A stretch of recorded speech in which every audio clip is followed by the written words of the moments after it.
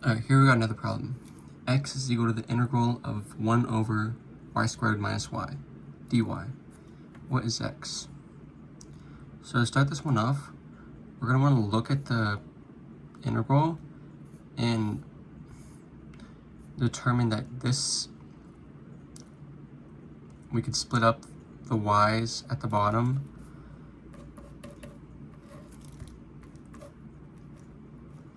like that.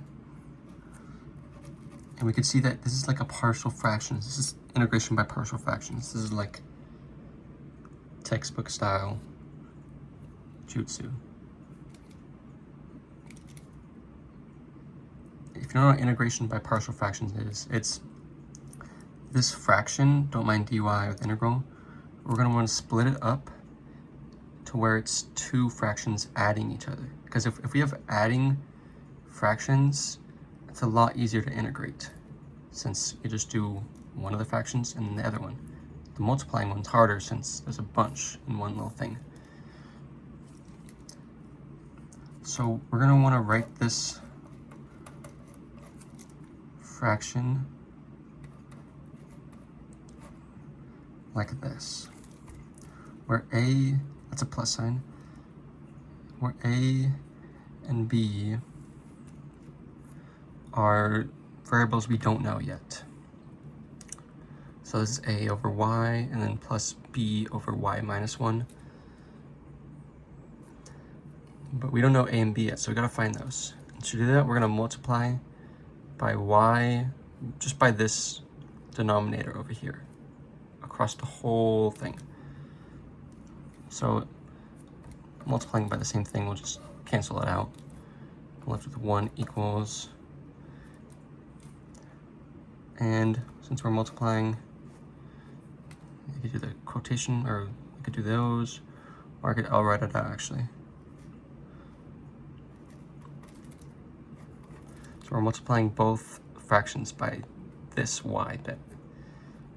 And so the y's for the a will cancel out and you'll be left with a times y minus 1. And the y minus 1's for the b's will cancel out and you'll be left with by. Alright. And if you set y equal to 0, you could get rid of the b.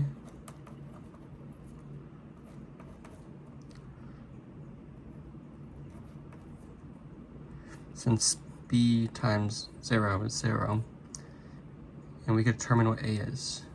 Since 1 is equal to negative a, we flip the signs, and negative 1 is equal to a. So we have what a equals. Now I gotta get what b equals. To do that, we could just set y equal to 1, since that'll cancel out the a. And when y is 1, b is 1. Since this all turns to 0 and just a 1 there.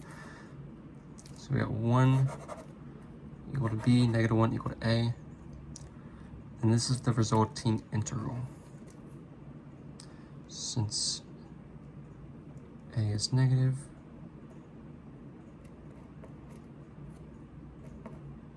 and b is positive, this is what we're left with. This bit is equal to this bit, except it's adding instead of multiplying. So it's a lot easier to integrate. And to do this one, I'm gonna flip around like each fraction because I want the negative to be second because it just looks nicer. That's the interval of 1 over y minus 1 minus 1 over y. And these are simple antiderivatives that we can find. Or, yeah, I think that's the wording. These all fall under the 1 over u is equal to ln of u. And u is like just the under bit. If the under bit is not multiplying like that. Let's just say it just works in the scenario. U can be y minus 1, and u could be y. So we could rewrite x as ln of y minus 1 with the absolute value sign minus ln, oh, I wrote that too high, of y with the absolute value sign, and then plus c. And you could also simplify that. Since property of ln, when there's two ln's are subtracting and they have no outside multiplier, or at least the outside multipliers are the same, which is 1, you could take the first inside and have it be divided by the second inside. Hopefully I worded that correctly, but I'll just write it out.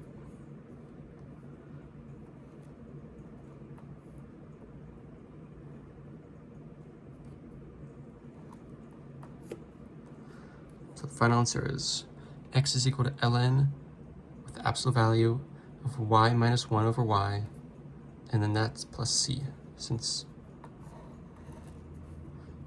it's not a definite integral, it's an indefinite integral. There you go.